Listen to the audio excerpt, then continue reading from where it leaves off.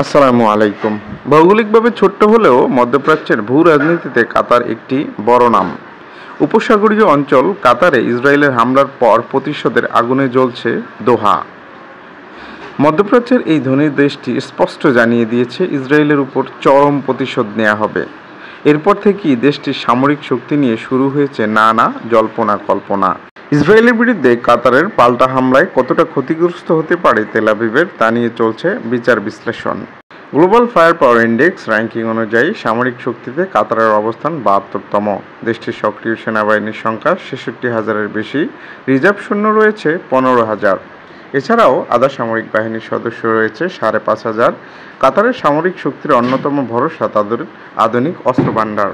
বহরে রয়েছে বিশ্বখ্যাত লেপার্ড 2 ট্যাঙ্ক, যার সংখ্যা ৬০টিরও বেশি। বিমান বাহিনীতে রয়েছে মিরাজ 2000 ও স্থল প্রযুক্তির রাফাল যুদ্ধবিমান, যা একাধিক অভিযান পরিচালনা করতে সক্ষম।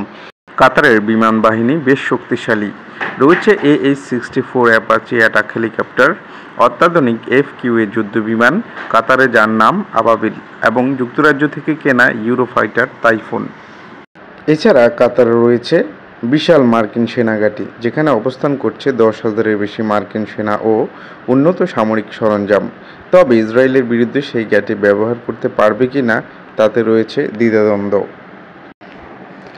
অন্যদিকে কাতারের একনিষ্ঠ সমর্থক তুরস্ক দেশটিকে সামরিক সহায়তা দিয়ে যাচ্ছে। তুরস্কের একটি সামরিক ঘাঁটি রয়েছে কাতারে, যা দুই দেশের বন্ধুত্বের নিদর্শন। তবে এই ঘনিষ্ঠ সামরিক সহযোগিতাকে ভালো চোখে দেখছে না প্রতিবেশী সৌদি আরব সহ পশ্চিমা রাষ্ট্র এবং অন্যান্য উপসাগরীয় দেশগুলো।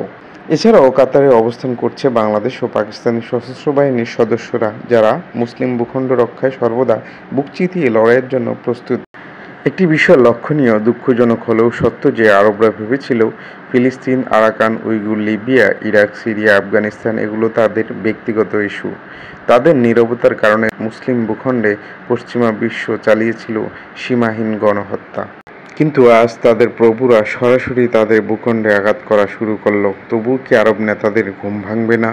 মুসলিম বিশ্ব আর কত চুপ থাকবে? ন্যাটোর আদলে মুসলিম সশস্ত্র বাহিনী কবে দেখব? যদিও কাতার বরাবরই ফিলিস্তিন, আফগানিস্তান ইস্যুতে ও মুসলমানদের সংকটকালীন মুহূর্তে অর্থ ও মিডিয়া দিয়ে মুসলমানদের পাশেই ছিল সবসময়। অন্যান্য আরব শাসক গোষ্ঠী আজ যাদেরকে তাদের রক্ষাকর্তা ভাবছে, লিখে রাখুন, একদিন তাদের দ্বারাই আরব শাসক গোষ্ঠী ধ্বংস হবে এবং লাঞ্ছিত হবে।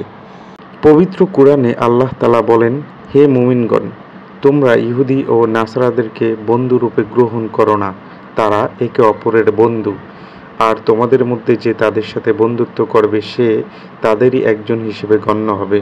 নিশ্চয়ই আল্লাহ জালিম কওমকে হিদায়াত দেন না। সূরা মাইদা আয়াত ৫১। প্রিয় দর্শক, কাতার কি পারবে অবৈধ ইসরায়েলের এই সন্ত্রাসী হামলার জবাব দিতে? আপনার মতামত কমেন্টে জানান। ধন্যবাদ। আসসালামু আলাইকুম।